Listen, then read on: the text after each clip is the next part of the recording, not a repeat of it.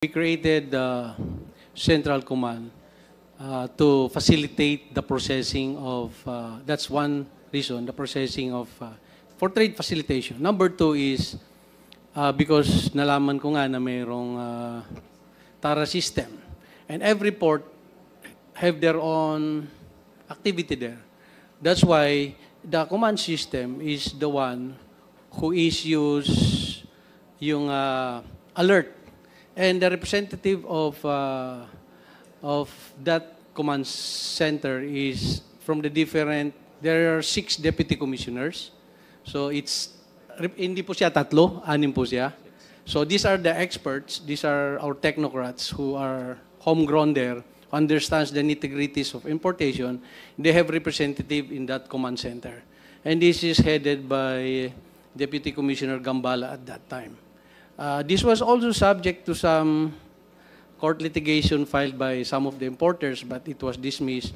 In fact, it was also reinstated by one of the succeeding commissioner because it was really good.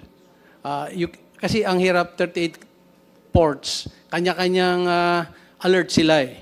We do not want to burden the importation of commodities. That's why the purpose of that CENTCOM, Central Command, is to centralize the issuances of pag i-hold mo yung isang commodity. Kasi that is where the corruption starts. I-alert ka nila and then maglalagay ka para i-release. So we put that purposely to facilitate the trade. Nawala na yung kanya-kanya silang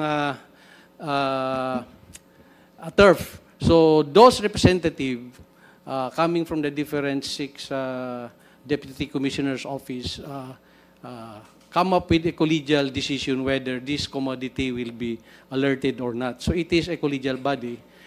It is also organized to stop the TARA system, whether it become effective or not. That is why we have several apprehensions like the Mighty, who later on we file a case. Nanalo nga po tayo ng 33 billion. We have apprehended several yacht. May aeroplano pa kaming. So those are the result of that. But some importers did not like it because siyempre tatamaan ka kung meron kang nitty-gritties na ginagawa. So it's really the two sides of the coin. Who is nagsasabi ng totoo dito? So I leave it to your judgment whether it is. Yes, there was a case filed against it, but it was dismissed. The court find it legal and within the authority of the commissioner to put that up. That's why one of my successors instated it later on. Yeah, they called it operation center, but it functions the same. So I don't see it as something that is being projected by other sectors. It was really there to facilitate the trade and to curb the TARA system, Your Honor.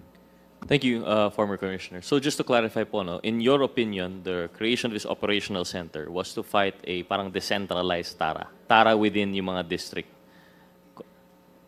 Yes, Your Honor, we did not just create that. During my time, we put CCTVs nationwide in all the ports. So we have eyes on all the ports and all the offices. That's why many people do not like it. In fact, there were hundreds of officials na nahuli namin through that system. Dahil nakatuto kami. And we filed cases, may na-dismiss, mayroon captain ng customs police, nahuli namin dyan sa Tara-Tara na yan.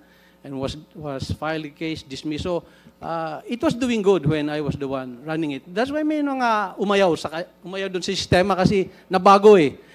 Yung little turf nila in every port, nawala yon. So we removed their power to issue alert. Kasi yan ang nag-uumpisa yan, i-alert kita pag di ka magbigay.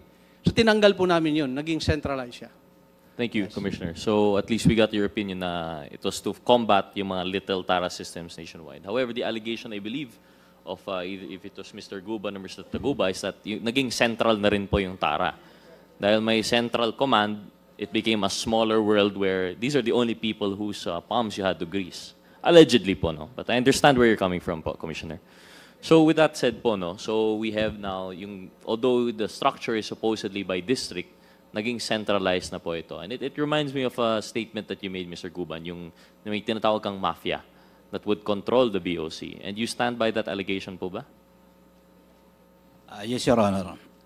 And you mentioned earlier that you've served 17 years in the BOC. And TARA system has always existed. So this mafia has always existed? Yes, Your Honor. Yes, Your Honor. But this mafia would be composed of which personalities po ba?